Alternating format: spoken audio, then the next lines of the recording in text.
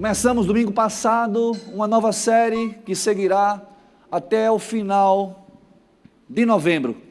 Obrigado, Alex. Dilemas da vida. Quem esteve conosco domingo passado? Bênção. Dilemas da vida. Dilemas que nos falam sobre decisões que nós precisamos tomar diante de questões difíceis, encruzilhadas, por assim dizer, em uma ilustração que aponta sobre essa realidade do que vem a ser um dilema. Eu preciso decidir, eu preciso escolher por algo, e as opções que são postas, elas parecem igualmente satisfatórias, ao mesmo tempo mutuamente excludentes. Ou eu decido por A ou por B, eis o dilema. E o não decidir já é uma decisão. Quando muitas vezes nós procrastinamos o nosso posicionamento, as decisões, achando que não estamos, por assim dizer, escolhendo ou decidindo, já estamos decidindo por algo, pela nossa omissão, pelo nosso comodismo, pela fuga, enfim, pela negação ao que Deus quer das nossas vidas. Dilemas da vida, e diversos são os dilemas. Nós estamos nos debruçando sobre a segunda carta do apóstolo Paulo aos Coríntios. Ali ele trata sobre diversos aspectos que trouxeram os dilemas, ou que expressam dilemas comuns aos coríntios, mas não apenas aos cristãos em Corinto, mas a todos nós, na verdade. Começamos, assim como Paulo inaugura a sua carta, falando sobre algo que toca, que atinge todos nós. O sofrimento. Na linguagem que utilizamos na Nova Versão Internacional, tribulações, que são as adversidades, as lutas, os sofrimentos que nós suportamos, que nós enfrentamos. E ele vai dizer que Deus, ele bem diz, ele exalta, bendito é o nosso Deus e Pai de Cristo Jesus, que nos consola em todas as nossas tribulações. E assim nos consolando nos torna instrumentos da sua consolação. A experiência no Senhor que nós vivenciamos, à medida que somos consolados, também somos consoladores. E aprove ao Senhor, no domingo passado, um domingo difícil para nós, oramos, clamamos a Deus, pela vida dos filhos da nossa querida Ana Paula, louvamos e agradecemos a Deus pela vida dessa irmã que aos 41 anos encerrou os seus dias em um trágico acidente. Intercedemos por sua família, pelos seus 6 filhos, e aprove ao Senhor que nesse dia de luto, de tristeza, a palavra nos consolasse, a palavra nos abraçasse com amor e a graça de Deus. É o luto, é o desemprego, é a escassez, são as enfermidades. Nós falávamos sobre esse tema também na quarta-feira, enumerando, elencando algumas das tribulações que nós passamos, e foram diversas, colocamos em oração, e em resumo foi esse o tema tratado, esse tema inaugural, especialmente entendendo que em meio aos sofrimentos, por vezes, nós temos a tendência de desistir, os sofrimentos que permanecem, que nos cansam e que nos levam muitas vezes a desistir, e falávamos sobre isso, como muitas vezes essa desistência não é o que Deus requer de nós, senão a resistência, a perseverança, porque entendemos e falamos que o sofrimento ele encontra razão em nosso pecado, afastando os pecados, afastando os sofrimentos que nós demos causa a questões, a tribulações que nós não provocamos, mas que Deus permite que enfrentemos para que sejamos mais maduros e mais dependentes do Senhor. Destacamos o que o apóstolo Paulo diz no capítulo 11 da mesma carta, na 2 Coríntios, quando vai falar de algumas das tribulações, e ao final diz, se devo me orgulhar em alguma coisa, é nas tribulações, é nas adversidades. Ele não se vangloria dos seus feitos, da sua posição, mas das tribulações que o torna mais dependente do Senhor. mais maduro no Senhor, mais perseverante na fé. Foi isso que nós falamos, entendendo a tensão que há entre os sofrimentos e a esperança.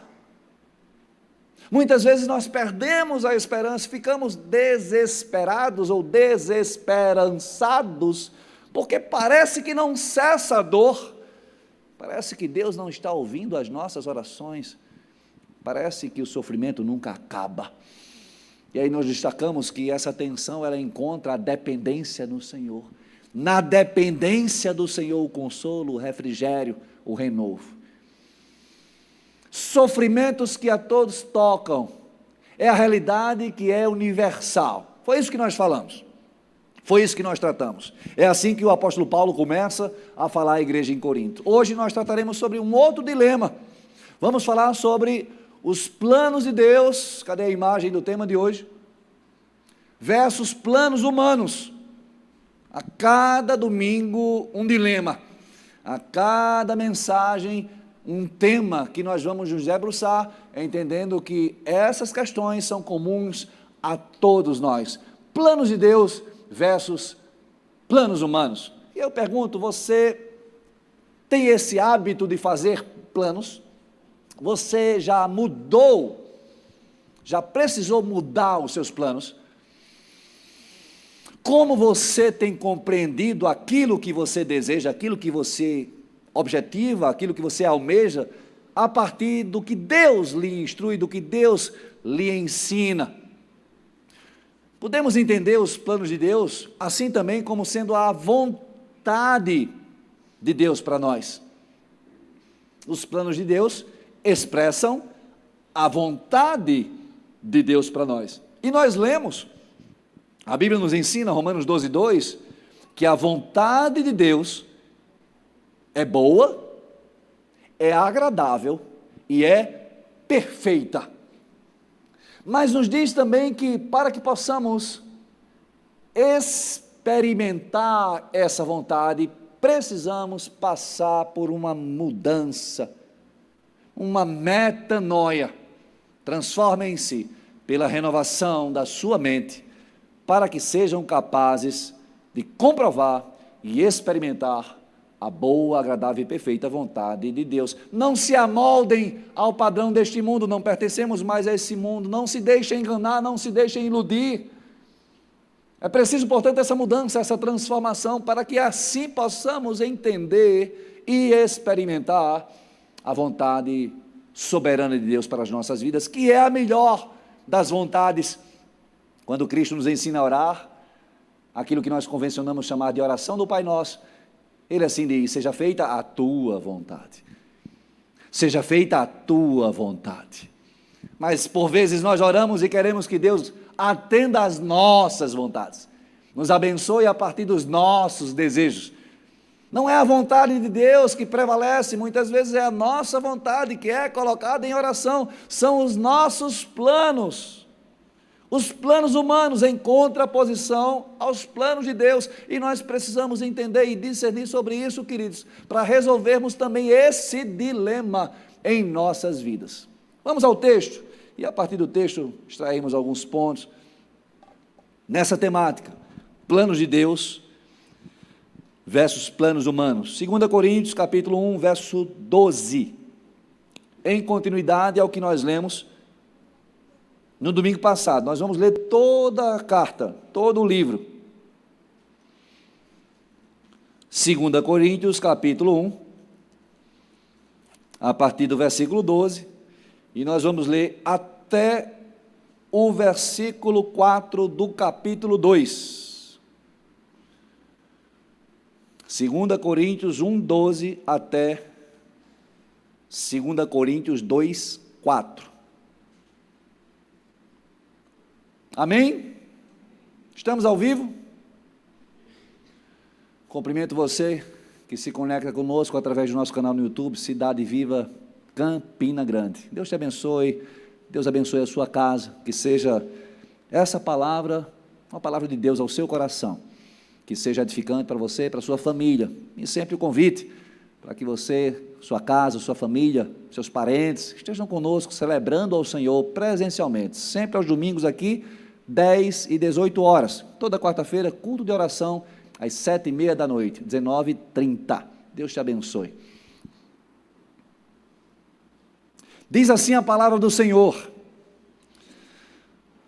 este é o nosso orgulho, a nossa consciência dá testemunho de que nos temos conduzido no mundo, especialmente em nosso relacionamento com vocês, com santidade e sinceridade provenientes de Deus, não de acordo com a sabedoria do mundo, mas de acordo com a graça de Deus. Pois nada lhes escrevemos que vocês não sejam capazes de ler ou entender. E espero que, assim como vocês nos entenderam em parte, venham a entender plenamente que podem orgulhar-se de nós, assim como nos orgulharemos de vocês no dia do Senhor. Confiando nisso e para que vocês fossem duplamente beneficiados, planejava primeiro visitá-los em minha ida à Macedônia e voltar a vocês vindo de lá, para que me ajudassem em minha viagem para a Judéia. Quando planejei isso, será que o fiz levianamente? Ou será que faço os meus planos de modo mundano, dizendo ao mesmo tempo sim e não? Todavia, como Deus é fiel, nossa mensagem a vocês não é sim e não, pois o Filho de Deus, Jesus Cristo, pregado entre vocês por mim e também por Silvano e Timóteo, não foi sim e não, mas nele sempre houve sim. Pois quantas forem as promessas feitas por Deus, tantas tem em Cristo o sim. Por isso, por meio dele, o amém é pronunciado por nós para a glória de Deus. Ora, é Deus que faz que nós e vocês permaneçamos firmes em Cristo. Ele nos ungiu, nos selou como sua propriedade e pôs o seu Espírito em nossos corações como garantia do que está por vir. Invoco a Deus como testemunha de que foi a fim de poupá-los que não voltei a Corinto, não que tenhamos domínio sobre a sua fé, mas cooperamos com vocês para que tenham alegria, pois é pela fé que vocês permanecem firmes. Por isso resolvi não lhes fazer outra visita que causasse tristeza, pois se os entristeço, quem me alegrará senão vocês, a quem tenho entristecido? Escrevi como escrevi, para que quando eu for, não seja entristecido por aqueles que deveriam alegrar-me. Estava confiante em que todos vocês compartilhariam da minha alegria, pois eu lhes escrevi com grande aflição e angústia de coração, e com muitas lágrimas, não para entristecê-los, mas para que soubessem como é profundo o meu amor por vocês. Louvado seja o nosso Deus por sua palavra. Amém, queridos? Estamos aqui em um livro da Bíblia que tem o formato de carta. E importa lembrarmos, entendermos, que a carta tem um determinado teor ou formato. Eu não sei se você já tinha lido esse livro, se você já tinha lido esse trecho, que nos parece difícil, uma narrativa um tanto quanto estranha. Isso porque Paulo, escrevendo aos Coríntios, ele está tratando com aquela igreja sobre questões pertinentes àquela igreja. Esse é o formato, essa é a estrutura de uma carta, que se propõe a enfrentar questões, aspectos próprios e pertinentes de um povo. Assim foi a carta de Paulo à igreja em Tessalônica, em Éfeso. Assim são as cartas. E temos aqui, portanto, esse aspecto. Para nós entendermos o contexto, precisamos compreender do que Paulo aqui está tratando. Ele planejou visitar novamente a igreja em Corinto, visitar os irmãos em Corinto, tendo passado por lá, tendo sido um dos plantadores daquela igreja, ele idealiza voltar lá. Se não, vejamos, ainda na primeira carta,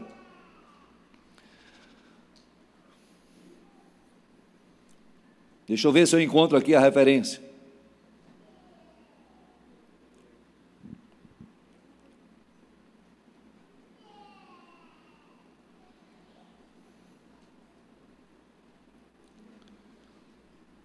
Encontrei não.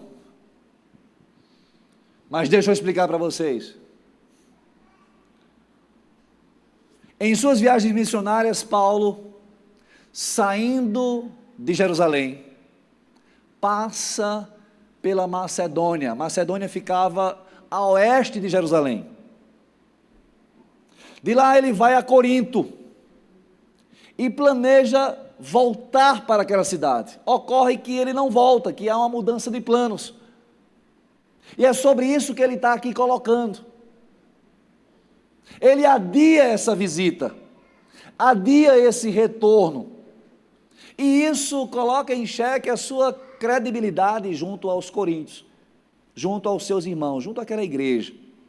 Isso era apenas uma das questões pontuadas por Paulo. Na segunda carta, ele vai também fazer a defesa da sua autoridade apostólica, do seu ministério, porque também foi questionado. Outros ali surgiram e começaram a pregar outras doutrinas, outras coisas diferentes do Evangelho. Nós bem sabemos, à luz da primeira carta, do primeiro livro, do livro anterior, primeira carta aos Coríntios, como aquela igreja era problemática, não diferente de nós. Mas na primeira carta nós temos alguns temas tratados. Nesse contexto, nesse formato de carta, Paulo vai falar sobre a divisão naquela igreja. Alguns que estavam preferindo Apolo, um outro evangelista, um outro missionário ao tempo de Paulo, que talvez tivesse uma oratória mais admirável. Alguns preferem Paulo, preterem, excluem ou estão rejeitando a pregação de Paulo. Ele vai falar sobre o problema dessa divisão causada entre irmãos, pelas suas predileções. Ele vai falar sobre a vaidade daquela igreja, que buscava os dons que eles consideravam mais especiais. Ele exorta aquela igreja com relação a isso, tratando sobre os dons que Deus assim concede à igreja, tratando sobre o amor como dom maior. Ele fala, por exemplo, quanto à promiscuidade. Porneia é a palavra em grego que é traduzida por imoralidade sexual, porque era um problema notório em Corinto, uma cidade portuária de grande fluxo de pessoas e que tinha essa característica, não que fosse exclusivo de Corinto, mas era notório em Corinto também o aspecto da imoralidade sexual. Ele fala sobre a desordem, a falta de reverência na ceia. O texto que nós usamos a cada mês, a cada momento em que temos o memorial da ceia, está lá escrito no capítulo 11 da primeira carta aos Coríntios. Aqueles que chegavam apressadamente, comiam todo o pão, bebiam e se embriagavam com o vinho, sem entender o que estavam fazendo, sem ao menos estabelecer ou experimentar comunhão com os demais irmãos, sem exaltar a Deus por aquele momento de memorial, de liturgia e rito que o Senhor instruiu a sua igreja, ao seu povo. E diante dessas circunstâncias, continuam os problemas, queridos. A carta, o livro é destinado à igreja, não a toda a cidade. A igreja que tinha os seus problemas, a igreja que enfrentava grandes problemas. A segunda carta, portanto, vem a tratar essas questões. E também esse aspecto da autoridade de Paulo. Paulo reafirma o seu ministério, a sua autoridade diante dos coríntios. E esse é o contexto, essa é a preocupação de Paulo, mas ele muda os planos, e estamos aqui falando sobre essa temática, planos de Deus versus planos humanos, a vontade de Deus versus a vontade humana, mas, enfim, a partir da compreensão desse contexto, como entendermos a vontade de Deus, como discernirmos sobre aquilo que Deus quer para nós. Sabe, queridos, essa é uma questão sempre posta, é uma questão recorrente. Qual é a vontade de Deus para mim? Como entender, como experimentar essa vontade? E é sobre isso que nós estamos aqui falando. Essa questão que nós pretendemos responder. Primeiro ponto, anote. Primeiro ponto para respondermos a essa pergunta: como experimentarmos, como comprovarmos, como vivermos, como encontrarmos a vontade de Deus. Ponto 1. Para encontrarmos a vontade de Deus, anote, registre, devemos agir sempre para a sua glória. Devemos agir sempre para a sua glória. Paulo começa falando: este é o nosso orgulho. A nossa consciência dá testemunho de que nos temos conduzido no mundo, especialmente em nosso relacionamento com vocês, com santidade e sinceridade provenientes de Deus, não de acordo com a sabedoria do mundo, mas de acordo com a graça de Deus.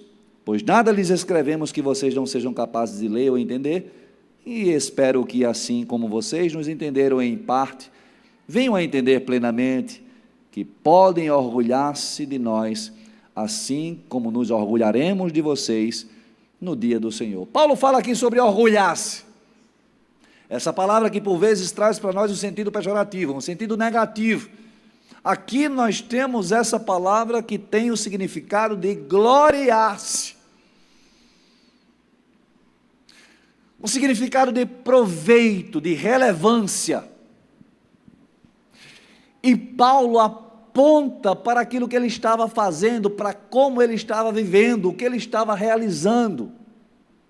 Este é o nosso orgulho, e fala sobre a sua consciência, o propósito da sua vida, a missão que ele cumpria. Sabe, queridos, ponto 1, mais uma vez, nós precisamos de fato agir sempre para a glória de Deus. Em meio aos dilemas, eu preciso me perguntar, eu preciso colocar diante do Senhor: o que eu tenho feito glorifica a Deus? Essa decisão glorifica a Deus? Agindo assim, o Senhor será glorificado? Esse é o ponto. O apóstolo vai falar ainda nessa mesma carta, olha o que ele diz, capítulo 10, versos 17 e 18, 2 Coríntios: contudo, aquele que se gloriar, glorie-se no Senhor, pois não é aprovado quem a si mesmo se recomenda, mas aquele a quem o Senhor recomenda. Sabe, queridos, quando nós buscamos muitas vezes a admiração do outro, a aprovação do outro, a vanglória, em última análise, e essa é a realidade de um mundo vaidoso, de um mundo que busca essa relação com o outro de benefício próprio. Eu faço para receber, eu faço para ter um capital, ao menos social, o favor, o olhar, o aplauso do outro, são as minhas pretensões, é a minha vontade. O que eu tenho feito, portanto, conduz ou converge com o meu status, quem sou eu e como quero ser visto. É isso que Paulo exorta, é isso que ele trata aqui quando destacamos esses versículos lá no capítulo 10, aquele que se gloriar, aquele que se orgulhar, aqui no mesmo sentido, glorie-se no Senhor, pois não é aprovado quem a si mesmo recomenda. Como é difícil colocar isso em prática em nossas vidas, especialmente em tempos de redes sociais. Queridos, nada de novo quanto à vaidade humana, mas as redes sociais manifestam isso, né? Ampliaram ou amplificaram a nossa vaidade. Aquilo que talvez fosse mais restrito ao nosso grupo, ao nosso círculo de amizades, as pessoas com as quais nós convivemos, agora se amplia, porque nós temos milhares de amigos, né? Nós nos relacionamos virtualmente com milhares de pessoas, quiçá milhões. E esse ambiente é terreno fértil para as nossas vãs pretensões, para a nossa vaidade, para a nossa própria vanglória. Quando usamos tudo isso, eu estou aqui apenas exemplificando, isso não se trata apenas de redes sociais, mas quando buscamos essa admiração, quando nos recomendamos, quando nos apresentamos com a imagem que nós criamos e queremos a aceitação, o aplauso, as curtidas, o engajamento, porque é isso que conta, é isso que gera, inclusive, retorno financeiro. Ora, os jovens veem um outro jovem da sua idade, 15, 16 anos, 18 anos talvez, andando em carros que custam milhares ou milhões de reais, em casas e uma vida admirável a partir da perspectiva humana materialista. Como não se enebriar, entendendo o reino, entendendo os propósitos do reino, entendendo o que cantamos aqui, encontrei um tesouro maior do que tudo isso, em Cristo Jesus eu tenho vida plena, em Cristo Jesus está a minha vida, a minha eternidade, esse é o tesouro.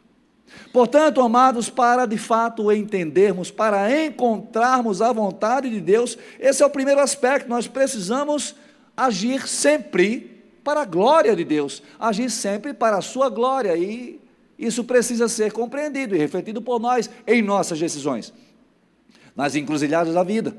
Se o que eu estou fazendo, se o que eu estou decidindo, se o caminho que eu estou escolhendo, se aquilo que eu estou realizando glorifica a Deus ou diz respeito a mim mesmo, a minha reputação, a minha posição, as minhas pretensões e não a glória do Senhor. O apóstolo Paulo destaca como ele assim se portou e do que ele se orgulha. Ele fala, ele destaca a sua santidade, a sua sinceridade. Na sua Bíblia pode ter talvez a palavra simplicidade. Sabe, é dessa maneira que ele se apresentava àquela igreja, era dessa maneira que ele se apresentava a todas as pessoas, porque a sua vida era apenas um instrumento, a sua vida apontava para Cristo Jesus. Então, ponto 1, mais uma vez, anote: para encontrar a vontade de Deus, devemos agir sempre para a sua glória. Amém, igreja?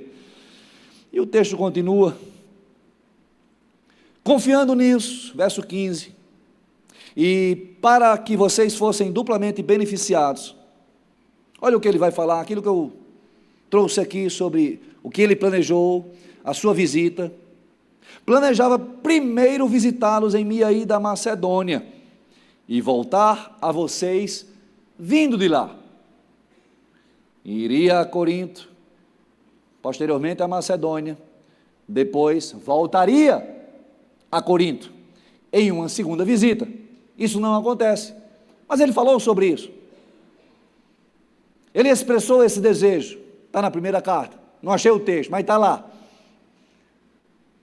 Os coríntios ficaram nessa expectativa da visita de Paulo, e foram frustrados pelo adiamento dessa visita, e começam a questionar Paulo,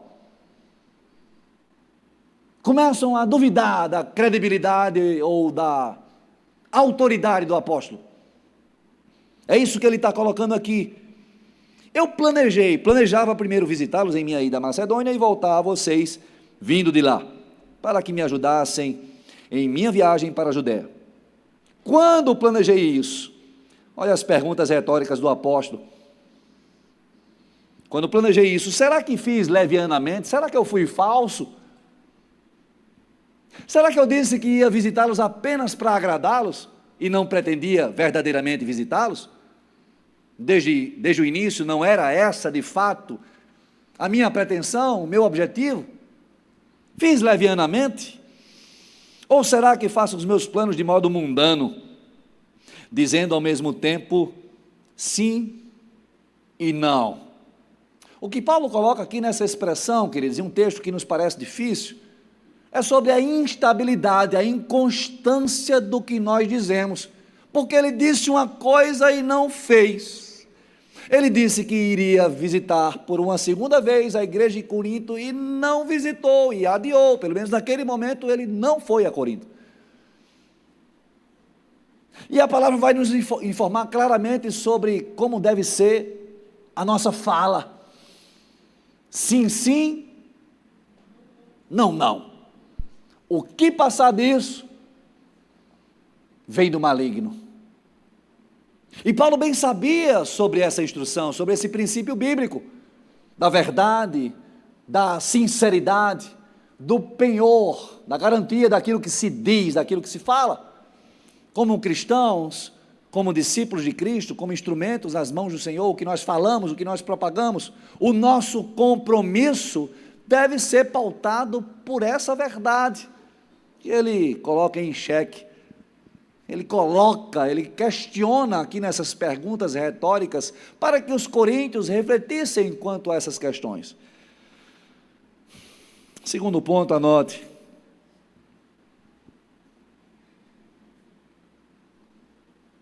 Para encontrar a vontade de Deus, os planos de Deus, precisamos considerar a mudança de planos. Precisamos mudar muitas vezes os nossos planos.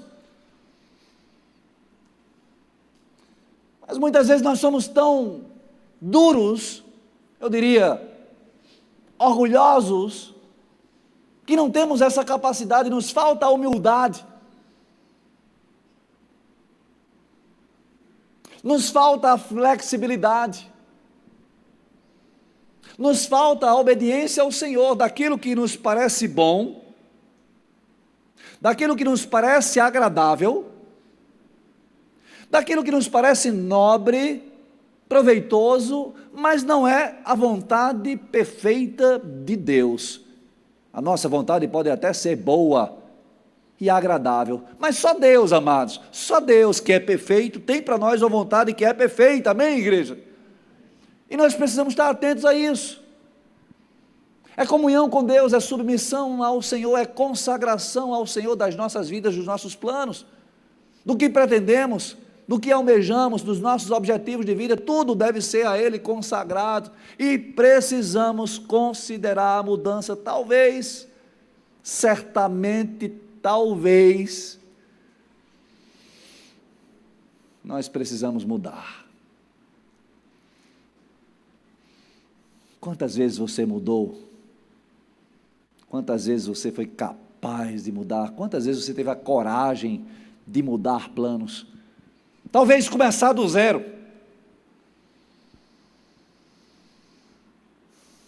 Reiniciar. Como pode, Senhor, alguém de idade avançada nascer de novo? Essa era a dureza do coração de um tal Nicodemos. Tudo que eu conquistei, toda a minha reputação, todo o conhecimento, o coração de Nicodemos estava inquieto, porque ele olha para Jesus e vê Deus. Busca Jesus à noite, para que não fosse julgado ou criticado pelos seus iguais, fariseus, judeus, mestres da lei, sacerdotes. Nicodemos, o que é nascido da carne é carne, o que é nascido do Espírito é Espírito. Tu está entendendo, Nicodemos? O problema não é entendimento, é a dureza do coração. O problema não é a compreensão do que Cristo nos fala, mas a resistência que nós temos em permanecer com os nossos planos. E a falta de coragem, eu diria ousadia, em começar de novo, crendo que o que Deus tem é melhor para nós, mesmo renunciando e dizendo não a tudo que talvez tenhamos conquistado nessa vida. Para experimentarmos, amados irmãos, a vontade de Deus, por vezes nós precisaremos mudar planos, ao menos considerar tal mudança ou tais mudanças. O nosso coração precisa estar em total submissão. É preciso de nós haver humildade, para que de fato possamos mudar, para que de fato possamos ouvir a voz de Deus e ajustar os nossos planos para que estejam coerentes e alinhados com os planos de Deus em meio aos nossos dilemas. Amém, queridos? É isso que Paulo aqui coloca. A despeito da sua reputação, a despeito da sua imagem diante dos coríntios, ele mais à frente vai explicar mais claramente por que adiou a visita, mas ele diz sim que mudou os planos e coloca para a reflexão dos coríntios nessas perguntas retóricas, as quais ele esperava que a resposta fosse não. Será que eu planejei isso levianamente? Será que eu fui falso com vocês? Depois de servi-los, depois de amá-los, depois de instruí-los, depois de dedicar a minha vida a vocês, será que eu fui falso em dizer que iria e de repente desistir ou mudar de ideia por mim mesmo? Será que os meus planos são mundanos, são corrompidos pelo pecado ou sujeitos a esse mundo e não ao reino, e não ao rei, e não ao Senhor? Sabe, queridos, nós precisamos entender essa flexibilidade, essa submissão, essa humildade no Senhor para sim mudarmos os planos. Alguém já disse, né? Planeje, mas escreva em lápis para que Deus possa ajustar, corrigir, alinhar aquilo que Ele quer para você, aquilo que Ele tem para a sua vida. Amém, igreja? E seguindo, vocês estão tão calados? Estão acompanhando? Qual foi o ponto 1?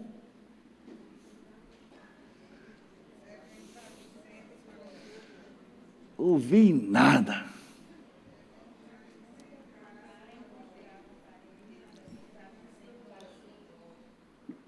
Devemos o quê? Agir para a sua glória. E eu preciso responder. A minha decisão glorifica a Deus? E é sim, sim, não, não? Não sei. Ei. É sim, sim, não, não? É discernimento que vem do alto, é discernimento espiritual. Seja o trabalho, seja a família, qualquer que seja a decisão, qualquer que seja o dilema, qualquer que sejam as opções em nossa vida, eu preciso discernir, eu preciso compreender se o que eu estou decidindo glorifica a Deus. Qualquer que seja a mudança às quais eu estou sujeito, as mudanças, as circunstâncias variáveis da vida, que todos nós estamos sujeitos, eu preciso entender e preciso discernir se glorifica a Deus. Lá estava Abraão, muito bem, obrigado, com a sua parentela, muito bem estabelecido, muito bem organizado. Sabe, queridos, a gente fala sobre isso, eu sempre uso o exemplo de Abraão, porque é um exemplo clássico, tem tantos outros exemplos, mas Abraão tinha conquistado tudo o que talvez pretendesse na vida, assim também nós. Família, uma boa reputação, segurança, tranquilidade, talvez recursos, bens, enfim, lá estava ele. Aí Deus diz, sai da tua parentela, da tua casa, do teu lugar, da tua terra, sai e vai para o lugar que eu te mostrarei. Como, Senhor? Como é que vai ser lá? Vai ser bom? Qual é o tamanho do apartamento? A casa é boa? Que terra eu vou te receber? É boa? Como é? Me fala, Senhor, quanto tempo eu vou passar por lá? Tem muita gente? Muita gente. Como é o clima? É frio? É quente? Como é, Senhor, essa terra? Me diz. Assim é o nosso coração. Abraão foi. Eu te mostrarei. Por isso é chamado pai da fé. Não estava nos planos de Abraão. Não estava em meus planos vir para Campina Grande em 2016. 8 anos atrás. Sai da tua casa, da tua parentela, e vai para um lugar que eu te mostrarei. Eu já sabia que era Campina. Lá eu te abençoarei, e abençoarei outros através da sua vida. Não foi fácil, amados irmãos, deixar as minhas raízes em João Pessoa. A minha casa, o meu lugar, a minha terra, o lugar em que eu tenho as minhas origens e no lugar em que eu me identifico. Não foi fácil vir para uma igreja e ser pastor. Até hoje eu não me acostumo quando me chamam pastor, porque não tenho história na família, não tinha pretensão de ser pastor. E quando me foi confiada essa missão pelos pastores que eu admirava, com quem eu aprendia dessa igreja que faço parte há 20 anos, como assim, Senhor? Eu disse, eis-me aqui, mas não era para isso. Mas não é a tua vontade, é a minha. Não é o que você quer, é o que eu quero, e eu sei o que é melhor para ti. E eu digo a vocês, queridos, sem me delongar, nesse breve testemunho, eu e minha família nunca vivemos tão felizes como estamos vivendo os nossos dias em Campina Grande, desde que aqui chegamos em 2016. Não experimentaríamos de tudo que temos experimentado, com lágrimas, com alegrias, com aprendizado, se tivéssemos dito não ao Senhor. Mudança de planos. Escritório de advocacia estabelecendo e querendo ali consolidar. Os filhos, a esposa organizada com seus projetos na área da pedagogia. Nossos filhos que tinham a escola na esquina de casa, toda uma vida organizada. Nossas raízes, Deus fez, olha, vai para outro canto. E eis-me aqui. Sabe, queridos, essa deve ser a nossa postura diante do Senhor, a nossa resposta diante do Senhor. Eu não estou falando aqui que Ele vai te levar para outro lugar, eu não sei, pode ser, mas é exatamente a humildade, a dependência, o temor e a obediência no Senhor que nos faz de fato mudar os nossos planos, que nos parecem os melhores, até que o Senhor nos mostra algo melhor, mas não talvez todo o plano. Eu vim morrendo de medo para cá. Confesso a vocês, eu já pregava nessa igreja, com todas as lutas que eu conhecia do pastor Pedro, morrendo de medo, mas confiando que aqui estava vindo, comissionado pelo Senhor, como instrumento do Senhor, que não era eu, mas o Senhor, que haveria de fazer o que aprovesse a Ele aqui nessa igreja, e eu seria parte disso, e tenho sido, louvado seja Deus. Não somos perfeitos, vocês não têm um pastor perfeito, não somos uma igreja perfeita, mas temos aproveitado, temos usufruído da graça do Senhor em nossa comunidade, na Cidade Viva Campina Grande. Mudança de planos, a flexibilidade, a atenção àquilo que Deus quer de nós. Sabe, amado irmão, não insista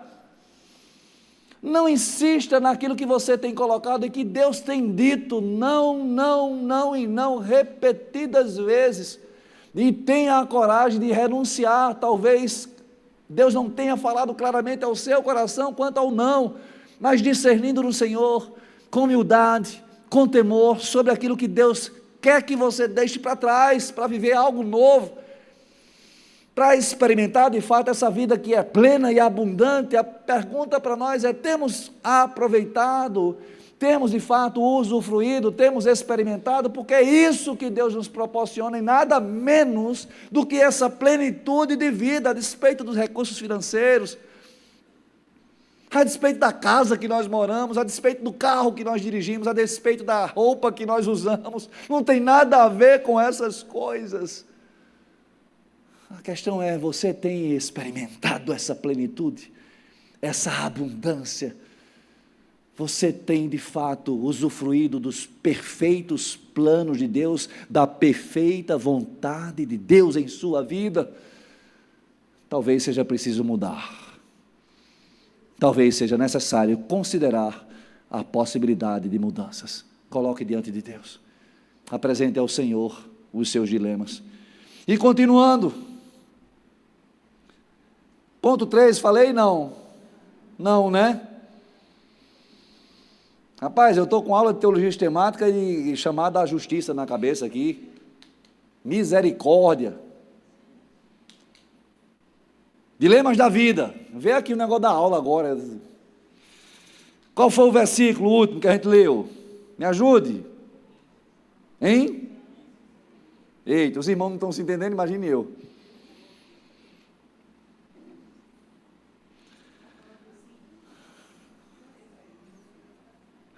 Verso 18.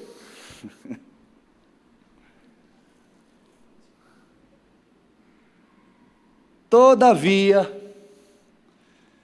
como Deus é fiel, olha o que Paulo diz, olha como ele respalda o que ele afirma. Nossa mensagem a vocês, a gente já leu, já? Eu estou perdido aqui então, já leu? Oh Jesus, não é? É, como Deus é fiel, nossa mensagem a vocês não é sim e não. A gente falou sobre isso porque o verso anterior também fala, né? Pois o Filho de Deus, Jesus Cristo, pregado entre vocês por mim e também por Silvano e Timóteo, não foi sim e não. Não foi inconstante. Jesus não era vulnerável às circunstâncias. Não dizia algo hoje e amanhã outra coisa. Nele sempre houve sim. No cumprimento da missão, no cumprimento daquilo que Deus prometeu, no que ele veio a realizar, afirmativamente com a sua própria vida, cumprindo todas as promessas. Pois quantas forem as promessas feitas por Deus, tantas tem em Cristo a confirmação, a conclusão, a realização, o sim. Por isso, por meio dele, o amém é pronunciado por nós, para a glória de Deus. O amém é a concordância. Assim seja. Quando a gente diz amém, estamos concordando. Assim seja. Amém, queridos? Amém. Ponto 3, anote. Rapaz, deu uma leseira aqui agora, que você nem imagina. Foi. Ponto 3. Anotou? Não. Para encontrar a vontade de Deus, devemos ser fiéis a um Deus que é fiel.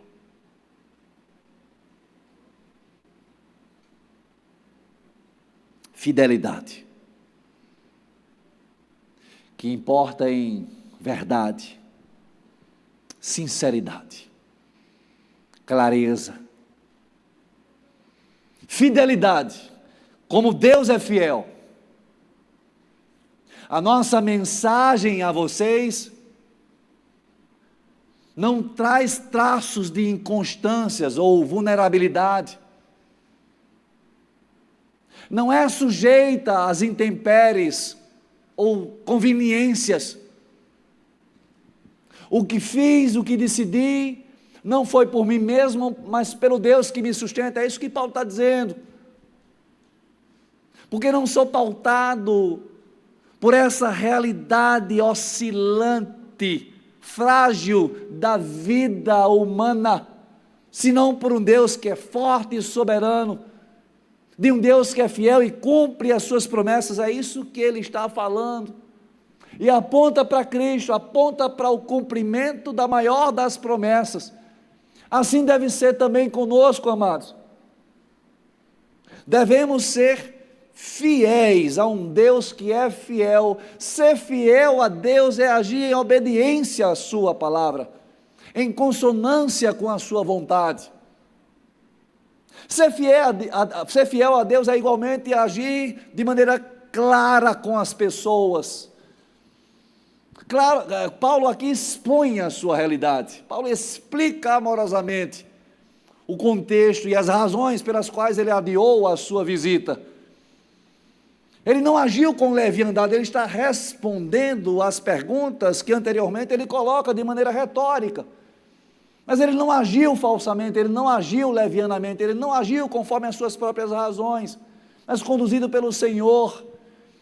Ele expõe essa realidade, ele é sincero, ele é verdadeiro. Sabe, queridos, esse é o ponto da nossa fidelidade a Deus, de sermos fiéis, porque Deus é fiel, fiéis em nossos compromissos, fiéis quanto à nossa palavra. Assumir um compromisso, cumpra. Comprometeu-se com alguém, haja e assuma, ainda que isso lhe pese, ainda que seja difícil, testemunhando de Cristo, testemunhando da fidelidade do Senhor, sendo fiel também, porque somos testemunhas do Senhor. A nossa leviandade, as nossas falsas afirmações pesam contra o Evangelho. Sabe, queridos, eu estou em todos os grupos da igreja, dos ministérios da igreja, não apenas aqui em Campinas, mas também em João Pessoa. E toda semana, eu falava sobre isso de manhã, e mais uma vez aqui, toda semana eu acompanho a luta dos líderes de ministério, e sei também dos líderes de conexão, quanto àqueles que estão integrados, e participam do ministério, servem conosco, estão escalados, por exemplo, e mandam uma mensagem: alguém pode me substituir neste domingo? Aconteceu um imprevisto. O que foi que aconteceu, meu irmão? Fale. Seja sincero, considere os irmãos, considere o seu compromisso. O que aconteceu, seja claro, fale, exponha as suas lutas, as suas dificuldades, as suas fraquezas. Sabe, eu desconfio muito daqueles que colocam assim: aconteceu uma situação. Qual foi? Qual a razão da sua falta, da sua ausência? Compromisso, fidelidade, sinceridade, transparência, verdade, características que nós precisamos ter e apresentar, não apenas a Deus, mas a todas as pessoas. Chegou atrasado, peça perdão, porque também é falta de compromisso. Reconheça a sua falha em fazer alguém esperar. Está a caminho, não chegará no tempo. Fale, diga, expresse que há uma dificuldade. Não considere o atraso como algo normal, porque não é. Não considere a sua ausência como algo normal, que alguém vai resolver, que alguém vai lhe substituir, porque não é. E queridos, eu estou falando aqui no contexto da igreja, mas quando vejo isso me entristece o coração, porque sei que essa realidade não diz respeito apenas à igreja. Se isso acontece no ministério da igreja, quiçá na família, no trabalho, na relação com as pessoas, nos falta o compromisso, nos falta a verdade, nos falta a sinceridade, nos falta o senso que nós somos falhos, limitados e que podemos sim ter problemas. Coloque, fale, apresente. Verdade é o que deve pautar as nossas vidas. Transparência, clareza. A quem você teme? Que imagem é essa que você insiste em apresentar a outros, do que você não vive? Respeito e compromisso à igreja do Senhor, aos irmãos na fé. Zelo pela igreja de Cristo, pela obra de Deus, cuidado, excelência naquilo que fazemos, não apenas no contexto da igreja, mas em todas as coisas, porque todas as coisas que nós fazemos devem ser para a glória de Deus, é o primeiro ponto. Compromisso, verdade, sinceridade, precisamos ser fiéis àquele que é fiel conosco, amém, igreja? Assim nós haveremos de encontrar a vontade de Deus. Não se deixe levar pelo mundo. Há coisas que parecem normais ao mundo, não a nós. Há coisas que até são aceitáveis para o mundo, não para nós. Não vivemos conforme o mundo, senão conforme a vontade de Deus. Não são os nossos planos, a nossa forma de agir, conforme as nossas próprias razões, senão a partir daquilo que Deus nos ensina. Cristo Jesus nos ensina sobre excelência, sobre sacrifício, sobre doação. E eu não estou falando aqui, amados irmãos, mais uma vez sobre os ministérios dessa igreja, eu estou falando sobre vida. Estou falando sobre testemunho, porque somos nós os representantes do reino. Somos nós os profetas do Senhor. Falávamos sobre isso na aula agora terminada há pouco. chamado à justiça. Que justiça é essa? A justiça que nós vivemos, a justiça que nós proclamamos. Como profetas, cabe a nós denunciar toda a iniquidade, toda a maldade, todo o pecado, antes livrando-nos de tudo isso. E isso é fidelidade. Como denunciar se estamos repletos de problemas? Como apontar o erro do outro se eu mesmo estou repleto de erros e pecados? Isso nos desautoriza, tira a nossa autoridade, tira a legitimidade de falarmos. Como tratar com alguém que está mergulhado na pornografia se eu mesmo acesso todos os dias pornografia? Como falar para alguém que o imposto deve ser pago, deve ser transparente, deve ser, entregue ao Senhor, se eu mesmo sonego? Como exortar os meus filhos a serem verdadeiros se eu mesmo minto? Fidelidade àquele que é fiel. E essa fidelidade se manifesta nas nossas relações, na nossa vida. Não pode ser apenas uma ideia, senão algo que verdadeiramente experimentamos no Senhor. Amém, igreja? Qual é o ponto 3, portanto? Vocês não gostaram desse ponto, eu percebi. Calor. Esse eu vou pular, pastor. Não gostei. Infelizmente não temos essa opção, né? Ou temos. O livre agir. O livre arbítrio.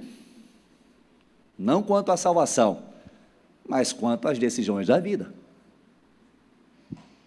Deus nos dá. E é a responsabilidade que temos também enquanto cristãos, que nos faz decidir conforme a vontade de Deus. Temos liberdade. Louvado seja Deus por isso. Não há como fugir. Não há como escolher aquilo que convém e aquilo que não convém. Não há como selecionar aqueles textos que são mais agradáveis, mais palatáveis, e outros que talvez sejam duros. Esse texto foi duro para Corinto. Essa carta foi dura para os cristãos em Corinto, porque expunha as suas fraquezas, os seus problemas, e ninguém gosta de ser exposto. Não agrada a ninguém. No final das contas, o apóstolo Paulo estava aqui disciplinando, falávamos sobre isso mais cedo, falamos sobre isso alguns domingos atrás, disciplinando aquela igreja. Hebreus capítulo 12 vai dizer: ora, vocês ainda não deram sangue na luta contra o pecado, na busca por santidade. Vocês ainda não deram o próprio sangue, sabe, esse esforço, esse sacrifício em se santificar, em agradar a Deus, em renunciar ao mundo e viver conforme a vontade de Deus. E ele vai a um extremo, o autor vai falar sobre algo radical: dá o sangue. Qual é o pai que não disciplina os seus filhos por amor? E ele fala sobre essa disciplina repressiva, curativa, a punição e o castigo do Senhor. Falávamos sobre isso no chamado de Amós, no chamado à justiça, como aquele profeta denunciou o pecado de Israel, exortando-os duramente. A disciplina que no momento causa dor e tristeza, com o tempo produz frutos de paz e justiça. Ninguém gosta de ser repreendido, ninguém gosta de ser exposto, mas necessário é, queridos. Estamos aqui em um grande hospital, assim a igreja pode ser também compreendida, a família de Deus, o povo de Deus, o exército do Senhor, mas também um grande hospital, em que aqui somos curados, tratados, cuidados, amadurecidos, ensinados, em nossas mazelas, em nossas fraquezas, em nossas doenças espirituais. Mas para que isso aconteça é preciso discernir quanto à vontade de Deus, é preciso glorificar a Deus com as nossas vidas, é preciso estar disposto a mudar o plano, a mudar a rota, é preciso também ser fiel ao Deus que é fiel. E eu concluo. Onde é que nós estamos?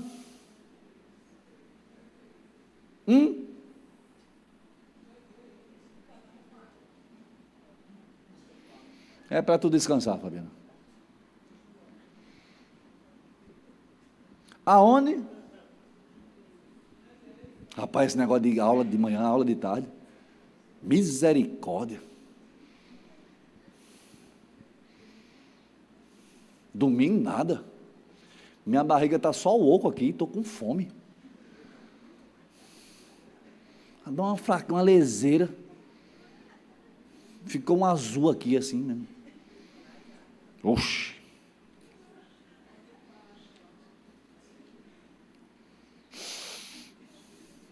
Ar, pelo menos, né? Foi, é sério. Me perdi. Dilemas da vida, né? É sério. Onde é que nós estamos aqui no texto? Me ajude. O povo está assistindo no YouTube, vai ficar lá. 21. Rapaz. 23. Para a gente concluir, a banda pode vir, senão não termino não. Recapitulando, ponto 1, qual é?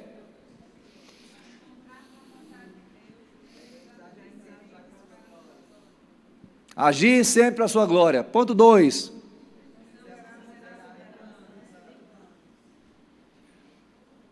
Considerar a mudança de plano. Ponto 3. Ser fiel ao Deus que é fiel. Aí Paulo, verso 23, vai dizer: invoco a Deus como testemunha. Ei, olha o que ele diz, olha a seriedade do que ele afirma. Invoco a Deus como testemunha. Ai de Paulo, se ele usar aqui de leviandade. Ai de Paulo, se ele falar algo que não é sincero. Ai de Paulo, se ele faltar com a verdade. Invoco a Deus como testemunha de que foi a fim de poupá-los. Aqui ele explica, enfim, a razão do adiamento da visita. Foi a fim de poupá-los que não voltei a Corinto. Não que tenhamos domínio sobre a sua fé. Paulo não tinha controle, ele reconhece isso. Sabe, ele não usa de manipulação nas suas palavras, nas suas atitudes. Quem tem o controle sobre a vida de alguém? A igreja de Cristo. A Cidade Viva não é do pastor Sérgio ou do pastor Ricardo, é do Senhor Jesus. Toda e qualquer igreja, e Paulo entendia isso. Olha, vocês são do Senhor, vocês têm liberdade no Senhor. Não sou eu responsável, isso eu vos afirmo, não sou eu, pastor Ricardo, responsável pela vida de vocês, vocês responderão ao Senhor. Sou responsável por aquilo que, como pastor, nesta posição, ensino, instruo, a partir da palavra do Senhor. Mas cada um responderá por si. É isso que Paulo aqui está afirmando em outras palavras. Ora, Deus, onde é que estamos mesmo? Não que tenhamos domínio sobre a sua fé, verso 24. Mas cooperamos com vocês para que tenham alegria, pois é pela fé que vocês permanecem firmes. Por isso resolvi não lhes fazer outra visita, a segunda visita, que causasse tristeza, pois se os entristeço, quem me alegrará senão vocês, a quem tenho entristecido? Escrevi como escrevi, para que quando eu for, não seja entristecido por aqueles que deveriam alegrar-me. Estava confiante em que todos vocês compartilhariam da minha alegria, pois eu lhes escrevi com grande aflição e angústia de coração, e com muitas lágrimas, não para entristecê-los, mas para que vocês soubessem como é profundo o meu amor por vocês. Entenda o contexto. O escrito é um tanto quanto complicado. A carta, para nós que não somos a igreja em Corinto, parece difícil. Paulo explica a razão do adiamento da visita. Ele pretendia de fato ir lá, ele queria visitar os seus irmãos, mas ele adia, porque sabia que a sua exortação seria por demais dura, e era necessário essa exortação dura. Era pau no lombo, o cajado ia descer sobre aquela igreja, e nada menos do que eles merecessem. Mas Deus refaz os planos de Paulo. Deus dá mais um tempo aos coríntios, para que eles pudessem, talvez, amadurecer, discernir, compreender o que Paulo não deixa de falar por meio da carta. Tudo isso que aqui ele escreve seria dito presencialmente, olho no olho. Ele não se omite, ele não se cala diante dos problemas, dos pecados. Escreve em carta, expressa toda a sua dor, todo o seu drama, em razão da realidade daquela igreja. Escrevi como escrevi, para quando eu for não seja entristecido por aqueles que deviam alegrar-me. Estava confiante em que todos vocês compartilhariam da minha alegria, pois lhes escrevi com grande aflição e angústia de coração e com muitas lágrimas, não para entristecê-los, mas para que soubessem como é profundo o meu amor por vocês. A despeito da mudança de planos, não mudou o amor do apóstolo por aquela igreja. A despeito dos problemas de Paulo, permanece Paulo amando aos seus irmãos, aqueles que o rejeitaram eventualmente, aqueles que estavam preferindo Apolo, aqueles que estavam talvez descredibilizando a autoridade, a mensagem de Paulo, aqueles que estivessem duvidando da sua sinceridade, da sua verdade. A despeito de todas essas coisas, Paulo permanece em amor por seus irmãos, e registra ao final do que nós lemos aqui exatamente o porquê que ele escreve. Ele poderia tão somente silenciar, esperar silenciosamente para quando da segunda visita trouxesse estas verdades. Não deveria ser assim, não foi assim que Deus estabeleceu. Não visitando, ele fala, ele confronta, ele exorta, de maneira firme e veemente, com dor no coração, mas com a esperança, sobretudo, que os coríntios recebessem essa instrução, mudassem, alinhassem as suas vidas, os seus planos, com os planos do Senhor. Quarto e último ponto, anote: para encontrar a vontade de Deus, devemos sempre pensar em Deus e no próximo. O que lemos aqui fala-nos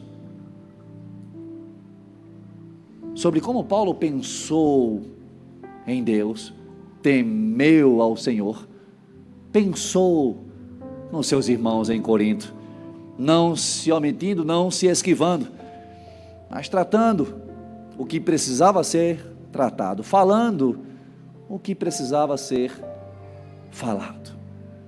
Assim é a nossa vida, queridos.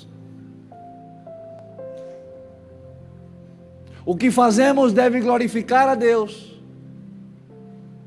Precisamos estar dispostos a mudanças, sendo fiéis àquele que é fiel, e fazendo o que fazemos, planejando, sonhando, idealizando tudo o que podemos fazer em nome do Senhor, pelo Senhor e pelo próximo.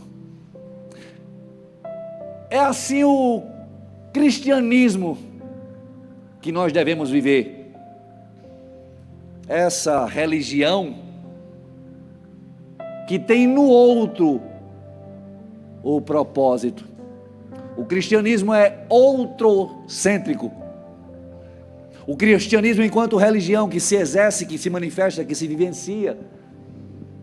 Assim como Cristo veio por pessoas, por amor às pessoas, o que fazemos não é por nossas próprias pretensões, não é para que ganhemos algum crédito ou admiração alheia, mas por amor, exortando, instruindo, ensinando, orando, abençoando, cuidando, abraçando, consolando, por amor ao outro. O que Paulo faz, o adiamento da sua visita, as suas palavras, esse livro aqui registrado, é por amor àquela igreja, e nós precisamos entender. Nós precisamos discernir como precisamos, devemos também ter todas as coisas pautadas pelo amor, o dom maior, o dom supremo. Tudo que fazemos, tudo o que pensamos, os nossos planos, os nossos sonhos, os nossos projetos. Em meio aos dilemas da vida, termos o amor que do Senhor recebemos, o amor que do Senhor aprendemos, nos conduzindo, nos levando a bem decidir, a bem escolher e resolver as dúvidas, os dilemas, as dificuldades que enfrentamos em meio a esses dilemas. Amém, queridos? Feche os seus olhos. Obrigado, Senhor, por Tua palavra. Obrigado por nos ensinar, por nos exortar e por nos trazer, Senhor, estes princípios, por nos trazer, Senhor, o exemplo de Paulo no trato com a Tua igreja. Ajuda-nos a estabelecer planos que agradem o Teu coração, que glorifiquem ao Teu nome. Ajuda-nos, Senhor, a decidir de maneira confiável, de maneira zelosa, prudente. Eis-nos aqui, ó Deus, Tu bem sabes das nossas limitações, das nossas pretensões. Tu bem sabes, Senhor, o quanto a vaidade, o orgulho, a prepotência ainda afetam a cada um de nós. Sê conosco, Senhor, e nos guia num caminho reto. Nos guia, Senhor, a esta vida plena e abundante.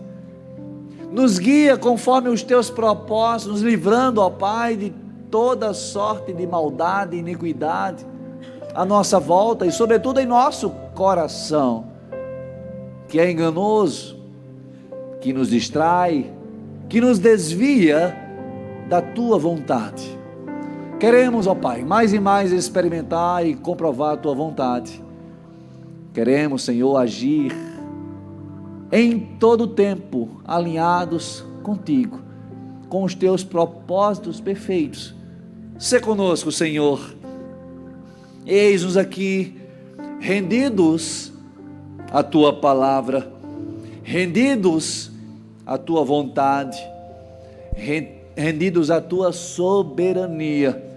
Faz de nós, Espírito Santo de Deus, discípulos fiéis, filhos obedientes, para que possamos enfrentar todo e qualquer dilema da vida, para que possamos prevalecer em meio às dificuldades, às tribulações, aos desafios, para que possamos, Senhor, permanecer firmes em Ti.